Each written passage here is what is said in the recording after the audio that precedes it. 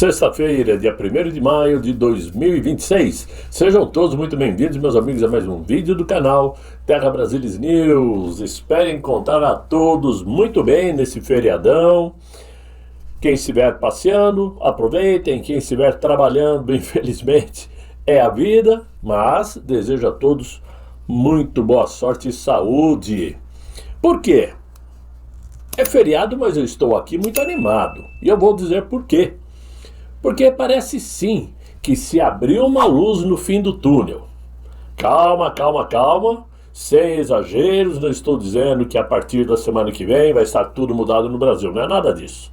Mas, como se trata de política, temos que trabalhar com uma visão um pouco mais prolongada. Como nós sabemos que esse ano tem o pleito eleitoral, então eu posso dizer que tudo pode se modificar já já, porque passa rápido. Vocês vão concordar comigo, até porque todo mundo sabe que quem está nessa faixa da idade, né, descendo a ladeira da boa vontade, o tempo passa muito depressa. Por quê? Pelo que tudo indica, as coisas deram sim uma entornada de caldo lá em Brasília.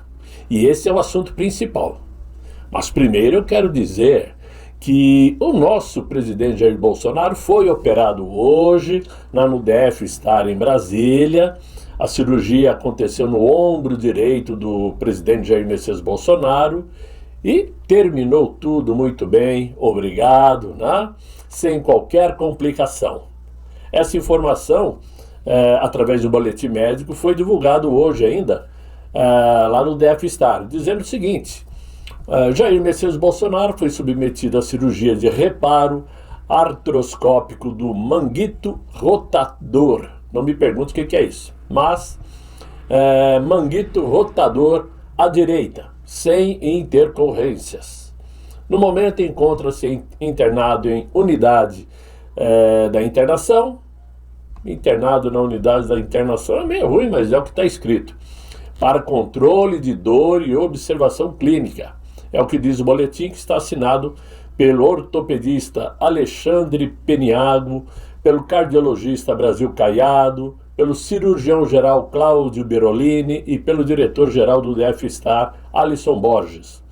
O nosso presidente seguirá agora para o quarto, para sua recuperação. Muito bom. Isso é muito bom saber, vai resolver o problema que tem incomodado demais a ele, um problema que aparentemente ocorreu por conta da queda que ele teve enquanto estava lá no presídio da Polícia Federal, onde passou mal, caiu e depois de horas descobriram que ele havia caído. Muito bem, é a vida, né? Mas, passada essa nossa alegria, vamos falar de uma coisa muito importante e vocês vão entender. Existem momentos na história em que o país inteiro parece caminhar em meio a incertezas. E isso todo mundo sabe, todo mundo percebe. Como, por exemplo, se estivéssemos à espera de algo maior, uma virada de mesa, uma reconstrução, uma nova direção. E nesses momentos surge uma pergunta inevitável. Quem é que terá a coragem de conduzir o Brasil para esta mudança? Bom, nós temos um nome de nossa confiança para fazer essa mudança. Porque o Brasil se aproxima de um ponto decisivo, não apenas por conta dos pleitos eleitorais em outubro, mas porque existe a possibilidade concreta de redefinir os rumos institucionais do Brasil. Vejam só, a chance de um próximo presidente eleito indicar ministros para o Supremo Tribunal Federal não é apenas um ato político, é uma oportunidade de influenciar o futuro da justiça, das leis e da própria interpretação da Constituição por décadas. Considerando a atual vaga que está em aberto ainda lá dentro do Supremo Tribunal, depois da desistência covarde, que é bom que se deixe claro, do Luiz Roberto Barroso, ele fugiu da raia, sim, né? Mas depois dessa vaga aberta, da qual o Jorge Messias não conseguiu beliscar, o próximo presidente, que acreditamos fielmente ser Flávio Bolsonaro, terá a oportunidade de indicar em 2 turnos de governo ao menos 3 ministros para ocuparem as vagas que terão aí aposentadorias compulsórias lá no Supremo Tribunal, porque quando se completa 75 anos tem que cair fora, né? E esses 3 nomes, além da vaga que já está em aberta, será de Luiz Fux, que vai completar 75 anos em 2028, Carmen Lúcia em abril de 29 e Gilmar Mendes em dezembro de 2030. Flávio Bolsonaro ganhando e fazendo 2 mandatos, ele poderá então indicar até 4 nomes para o Supremo. Sim, porque esta vaga que está em aberto, né? O Davi Alcolumbre não deixará nas mãos do Inácio. Ele vai segurar até o próximo ano. Isto é fato. Então, se o Flávio ganhar, como se espera, por conta de sua popularidade, do aumento de sua aceitação, ele vai ter essa chance. 4 novos nomes, junto com André Mendonça, junto com Cássio Nunes, que por mais que não sejam aquelas pessoas 100% de direita, mas de esquerda não são. O que é muito bom para desequilibrar este jogo que existe hoje dentro do Supremo, formado basicamente pela esquerda. Ah? Muito bem. Olhando assim, até parece que vai levar muito tempo, está muito longe. Mas a nossa preocupação nessas alturas de nossa vida é imaginar o que será do Brasil para os filhos, para os netos, para as novas gerações e até mesmo para nós. Porque hoje sabemos muito bem que a faixa etária da população brasileira aumentou muito. Já ultrapassou os 80 anos de idade. Estamos vivendo mais, né? Felizmente, bati na mesa aqui para dar sorte. Então, é óbvio que, mesmo parecendo distante, é uma expectativa muito positiva, é uma luz no fim do túnel, né? Ou seja, parece então estar muito longe, mas o tempo voa, né? E para muitos brasileiros isso representa mais do que uma troca de nomes, representa esperança.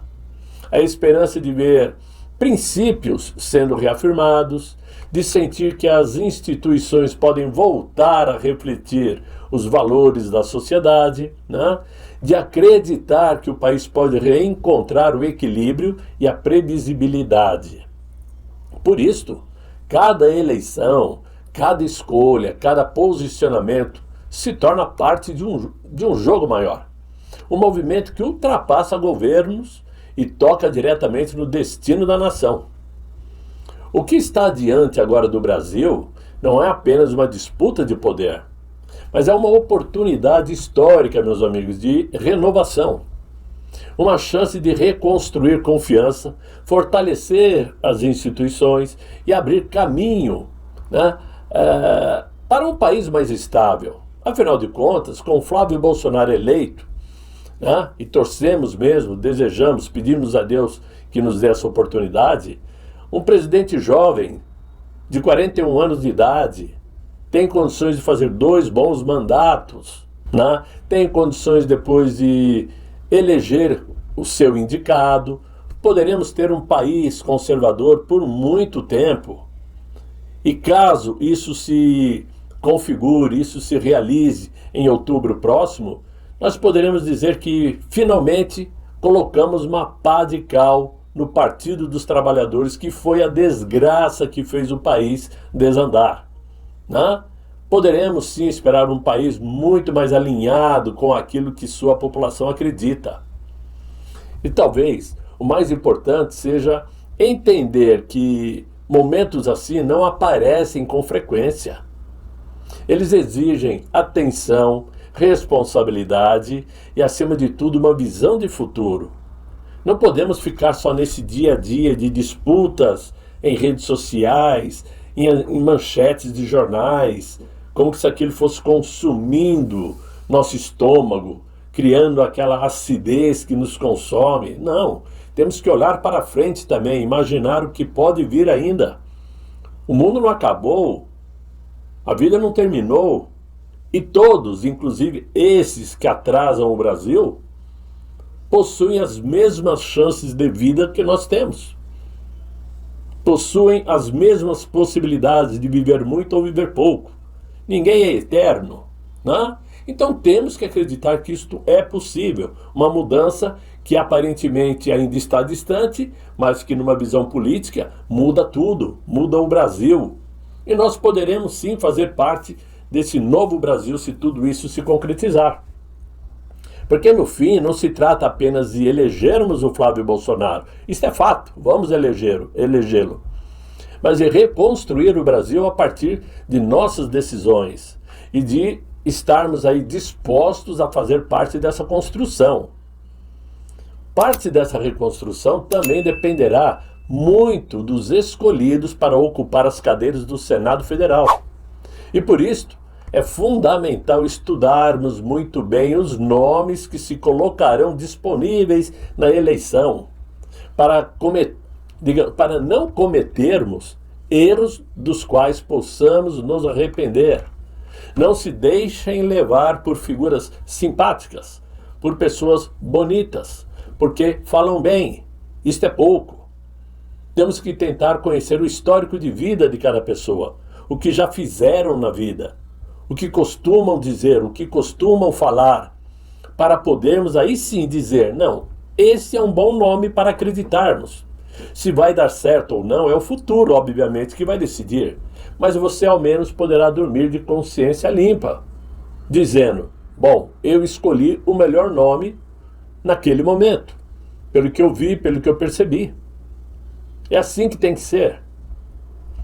Agora, tudo isso nós podemos também dizer que é muito possível, porque além de Flávio Bolsonaro estar se saindo muito bem, sabendo se articular, se comunicar, sabendo ter conversas à altura de qualquer interesse, estamos vendo ao mesmo tempo uma queda absurda do atual mandatário. E essa rejeição do Jorge Messias para ocupar uma vaga aí de ministro no Supremo foi a maior derrota, sim, do Inácio, que já começou a trazer prejuízos eleitorais. Todos sabem que existe um estado considerado ponto-chave para qualquer pleito eleitoral, que é o estado de Minas Gerais. E é justamente lá que o líder petista encontra muitas dificuldades para construir um palanque forte, principalmente agora que parte do Nordeste, está enfraquecido com o PT. Muitos eleitores do Nordeste já acordaram. Então ele precisa desesperadamente de Minas Gerais, que sempre foi, sim, um território favorável ao PT. Olha só os governadores que já passaram por Minas Gerais, de esquerda, né? Então agora ele está aí meio que desesperado para tentar construir um palanque forte lá em Minas, principalmente porque não existe um nome de confiança. Pois bem, depois desse embate sobre quem deveria ser escolhido para ocupar uma vaga do STF, o Inácio então preteriu o Rodrigo Pacheco, que é um forte aliado do Davi Alcolumbre, né? A gente costuma dizer que bandido protege bandido, não é assim que funciona? Então está tudo certo, um protegendo o outro. Porque não é porque o Jorge Messias foi reprovado que o Alcolumbre agora virou o nosso herói, não. Ele foi o craque do jogo naquele momento, mas por interesses dele, não do Brasil. Então não vamos misturar as coisas. Mas, como ele é forte aliado do Davi Alcolumbre, né? E o Inácio preferiu escolher o Jorge Messias sem que a maioria entendesse o porquê, a coisa azedou de vez. Mas claro que o Inácio pensou em Pacheco para disputar o governo lá em Minas Gerais. E agora ele descobriu que dificilmente conseguirá evitar que esta escolha para o Supremo ficará para o ano que vem. Com isto, o clima também ficou pesado em torno do próprio senador Rodrigo Pacheco, né, que até agora era o plano A do líder petista para disputar o governo de Minas.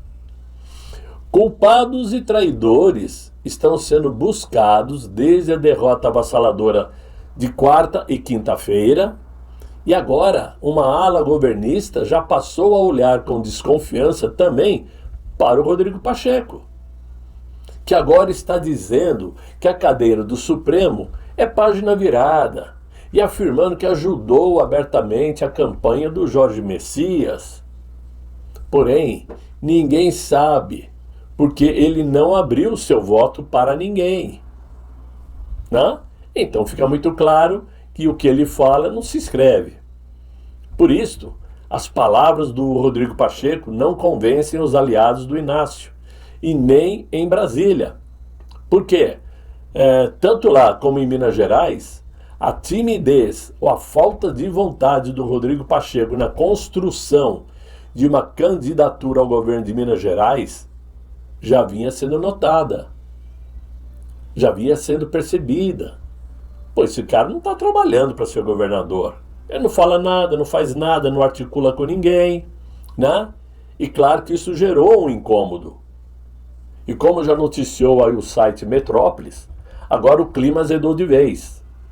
Ninguém acha que está tudo perdido, mas os próprios petistas já começam a pensar muito mais em alternativas para o nome ao governo de Minas Gerais, que tem nada mais nada menos que 16 milhões de votos.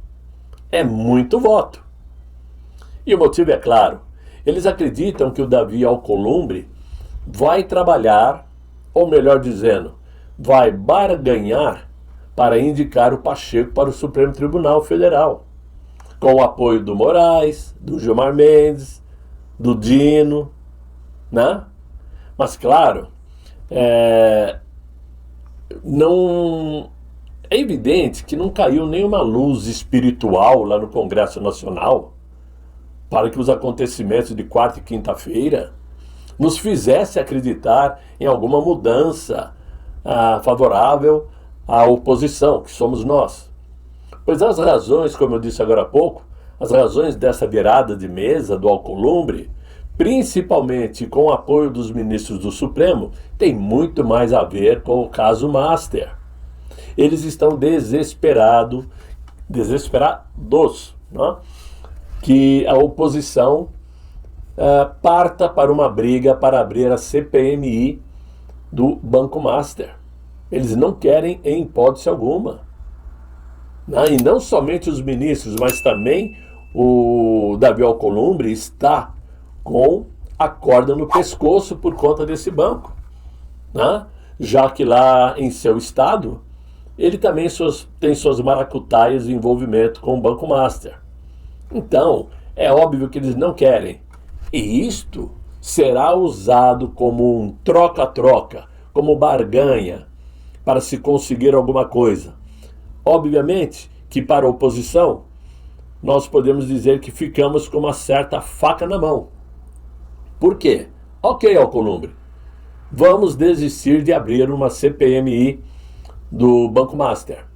Mas em contraposição, você terá que fazer isto ou isto para nós. Né? Por exemplo, um processo de impeachment, quem sabe. Né? Muito embora ele seja amiguinho do Moraes, do Gilmar, mas alguma coisa ele terá que dar em troca. Muito bem. Fato é que, para nossa sorte, esse derretimento do pior presidente que já pisou no Palácio do Planalto já traz consequências negativas a eles. Porque após fechar o mês de abril com uma reprovação de 52% em seu governo, o Inácio não participou hoje, pelo segundo ano consecutivo, dos atos do Dia do Trabalhador, coisa que ele fazia questão de participar todo ano, lá em São Bernardo, gritar para sua militância, berrar, falar alto. Não apareceu mais uma vez. Mesmo com dados oficiais do PT, que diz aí que o desemprego diminuiu, claro, diminuiu porque cada vez que alguém entra no Bolsa Família, ele considera que está empregado, né? Mas, enfim, ele deixou de prestigiar as centrais sindicais ligadas à sua história política, né? Nos eventos que aconteceram hoje em mais de 40 cidades, segundo eles, e 19 capitais do Brasil. Claro, são aqueles eventos com 25 pessoas, 30, porque tem sanduíches à disposição, aquele monte de bexigas gigantes das centrais sindicais cobrindo tudo, ninguém enxerga o que tem lá embaixo, né? Mas a redução de jornada de trabalho foi o tema principal desse 1º de maio. E olha que este é um tema que certamente será tratado como uma barganha com o Davi Alcolumbre, para que não seja aprovado. E será outra grande derrota do Inácio. Pelo que se diz, não existe quórum de aprovação para esse PL. PL não, para esta PEC. É uma mudança de lei, né? Mas o Inácio preferiu não encarar os olhos aflitos das multidões de trabalhadores nas ruas. Não só pelo fato de que o cenário mostra que mais de 80% das famílias estão endividadas. Inclusive ao maior nível da série histórica, que foi divulgada em abril. Mas também pela vergonha das derrotas que sofreu esta semana. O que ele iria dizer? Nós somos, nós faz. Não, isso não cola mais. Está todo mundo vendo, todo mundo enxergando. Ele preferiu se esconder atrás das lentes para fazer um pronunciamento em rede aberta de televisão com os mesmos discursos de sempre. Promessas aos trabalhadores, críticas contra as elites da qual ele mesmo faz parte há décadas. A vida boa que ele leva, só a elite pode levar. E nem todos. Nem todos. Porque o que ele gasta é uma barbaridade. Só nessa última viagem que ele fez, foram 800 mil reais só de hotel. 2 dias de hotel. Lá em Londres, custaram 800 mil reais. Vocês acham que eles estão preocupados com os trabalhadores? Em hipótese alguma. Então, aí vem uma pitada muito agradável agora. Porque já saiu, inclusive, nas manchetes, saiu aí no próprio Metrópolis, que julho agora deverá sair aquele relatório americano, né, sobre a tal seção 301, que trata principalmente sobre relações comerciais e que vem sendo trabalhada há muito tempo e vai trazer desconforto ao governo brasileiro, vai trazer um aperto ao governo brasileiro. E eu diria aos senhores que os Estados Unidos, Donald Trump, especificamente falando, vai usar sim essa seção 301, a meu ver, para interferir nos pleitos de outubro, porque deverá ter consequências, principalmente tarifárias. Principalmente tarifárias. Hoje mesmo, Donald Trump já anunciou um aumento de tarifa para 20% sobre caminhões, tratores para a União Europeia. Ele não tem medo de bater de frente. Ele teria medo de bater de frente com o Inácio? Claro que não. E muito provavelmente, se isso vier a acontecer, servirá para interferir sim no resultado do pleito eleitoral. Porque se a tendência hoje de popularidade do Inácio é de ladeira abaixo, imagine se houver um aperto econômico maior. Uma dificuldade comercial do Brasil muito maior do que já está. Claro que sua popularidade diminui mais ainda. Por isso eu disse no início que temos uma luz no fim do túnel. Tudo começa com uma pequenina coisa, até aquilo aumentar, crescer e ganhar forma. E é nisso que temos que apostar. Principalmente hoje que é feriado, está todo mundo meio preguiçoso, né? Querendo descansar um pouco. Então eu acho que esse assunto serve para animar um pouquinho a todos nós, ok? Era isso que eu tinha para vocês nesse vídeo. Eu espero que vocês tenham gostado, sinceramente. Se gostaram, olha, deixa os likes, se inscrevam no canal, né? Participem do Terra Brasilis News, tornando-se membro. Clique nesse botão que está abaixo do vídeo, torne-se membro. Temos opções de R$ 1,99 por mês para quem quer ser um membro bronze, R$ 4,99 por mês para prata e R$ 7,99 por mês para ouro, né? É uma forma de ajudar o canal, ok? De qualquer forma, ajudando ou não ajudando, eu agradeço a presença de vocês. E eu espero que vocês tenham um excelente final de dia, muito bom descanso para quem está em casa, muito bom trabalho para quem está enfrentando aí a vida, né? Eu desejo encontrar vocês novamente amanhã em um novo vídeo, se Deus quiser, e Ele há de querer. Fiquem bem, fiquem com Deus. Tchau, tchau.